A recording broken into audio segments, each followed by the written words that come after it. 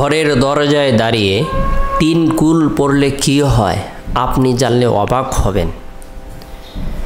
আমরা ইচ্ছায় অনিচ্ছায়, প্রয়োজনে এবং প্রয়োজন ছাড়াও ঘরে প্রবেশ করি।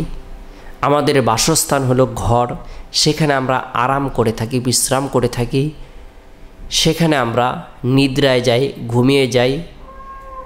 তবে আল্লাহ তাআলা বান্দা বান্দীদের জন্য ফেরেশতা নিযুক্ত করে দেন।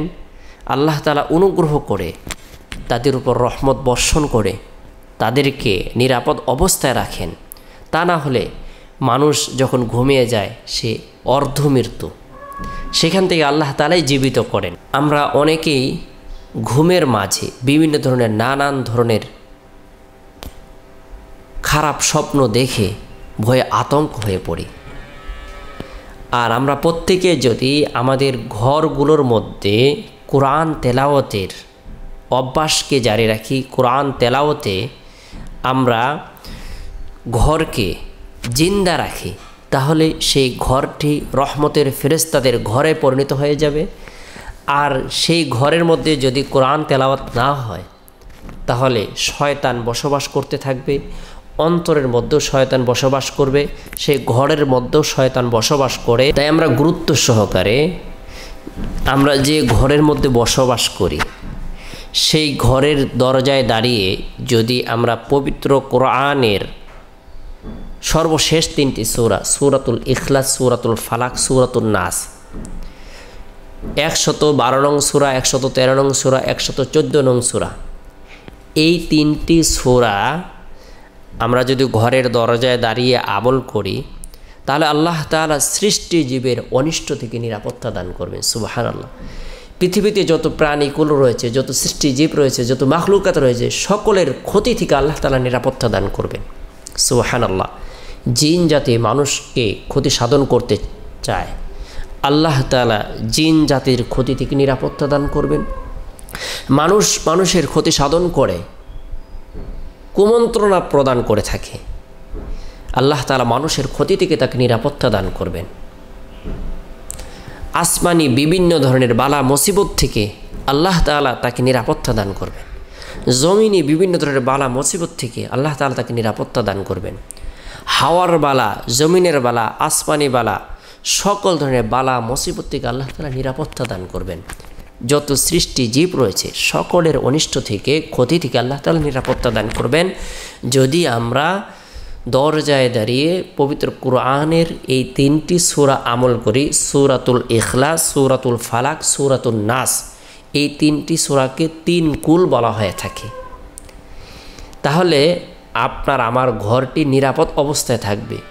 বিসমিল্লাহ সহ আমরা সূরাতুল ইখলাস প্রথমে একবার তেলাওয়াত করব। বিসমিল্লাহির রহমানির রহিম। কুল হুয়াল্লাহু আহাদ আল্লাহুস সামাদ লাম ইয়ালিদ ওয়া লাম ইউলাদ ওয়া লাম ইয়াকুল লাহু কুফুয়ান আহাদ।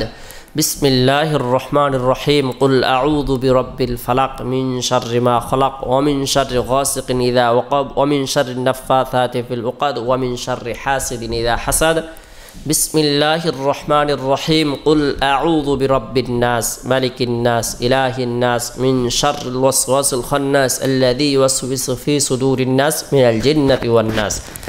আপনার ঘরের দরজায় যদি আপনি দাঁড়িয়ে এই 3টি সূরা আমল করেন, এই ঘরের মধ্যে শয়তান প্রবেশ করবে না। জিন শয়তান থেকে আল্লাহ তাআলা আপনাকে আমাকে নিরাপত্তা দান করবেন। সৃষ্টিজীবের সকল অনিষ্ট থেকে নিরাপত্তা দান করবে। এই 3টি সূরা 3বার করে যদি আমল করে শিশুদের শরীরে ফু দিয়ে দেই, নিজের শরীরে ফু দিয়ে দেই, আল্লাহ তাআলা আপনাকে আমাকে নিরাপদ অবস্থায় রাখবেন। তাই এই 3টি সূরা আমরা ঘরের দরজায় দাঁড়িয়ে আমল করব। বিশেষ করে আমরা যারা কোরআন পড়তে পারি না, এই 3টি সূরা অবশ্যই মুখস্থ করে নেব আর ঘরের দরজায় দাঁড়িয়ে আমল করব। নিয়মিতভাবে যদি আমরা এই আমলগুলো অব্যাহত রাখি, এই আমলগুলো করি, আল্লাহ তাআলা আপনার আমার ঘরকে বরকতময় করে দিবেন।